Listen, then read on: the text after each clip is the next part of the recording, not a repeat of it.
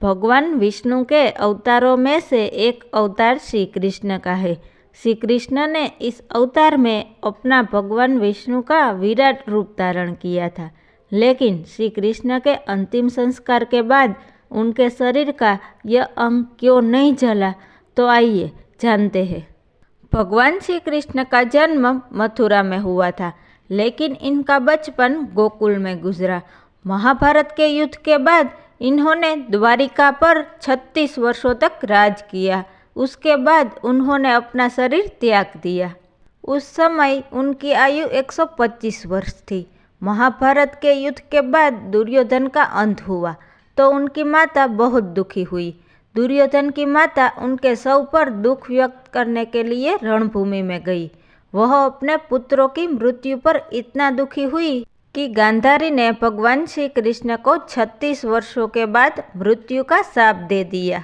इसके पश्चात ठीक 36 वर्षों के बाद उनकी मृत्यु एक शिकारी के हाथों से हो गई। भागवत पुराण के अनुसार एक बार श्री कृष्ण के पुत्र श्याम को एक शरारत सूझी और वो स्त्री का वेश धारण कर अपने दोस्तों के साथ ऋषियों से मिलने गए। उन्होंने ऋषियों से कहा वो गर्भवती है। जब उन्होंने ऋषियों को धोखा देना चाहा तो ऋषि क्रोधित हो गए और उन्होंने स्त्री बने श्याम को शाप दे दिया कि तुम ऐसे लोहे के तीर को जन्म दोगे जो तुम्हारे कुल का नाश करेगा। ऋषियों का शाप सुनकर श्याम बहुत डर गया। वह उग्रसेन के पास गया। उन्होंने बताया, तुम तीर का चूर्ण बनाकर प्रभास नदी में प्रभावित कर दो।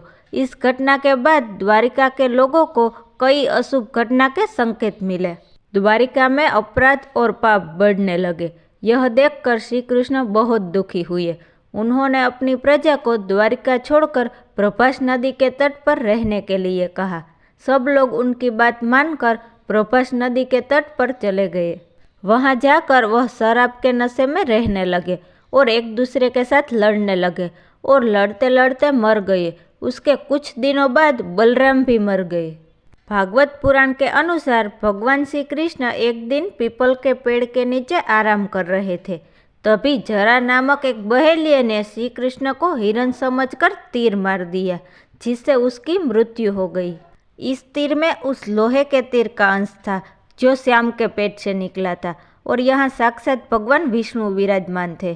कहा जाता है कि उनकी शक्ति तो अलौकिक है, लेकिन शरीर को तो त्यागना ही पड़ता है।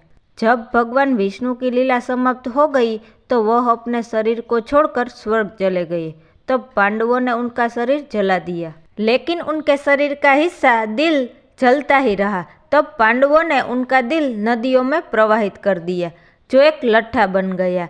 यह लट्ठा राजा इंद्रयम को मिल गया। उनकी आस्था भगवान जगन्नाथ में थी और उन्होंने लट्ठे को भगवान जगन्नाथ की मूर्ति में स्थापित कर दिया। दोस्तों, तो आपको यह स्टोरी कैसी लगी ये हमें कमेंट करके ज़रूर बताएं और वीडियो पसंद आया हो तो इसे लाइक ज़रूर करें और चैनल को सब्सक्राइब करना ना भूलें। तो चलिए फिर मिलते हैं, तब तक के लिए गुड बाय।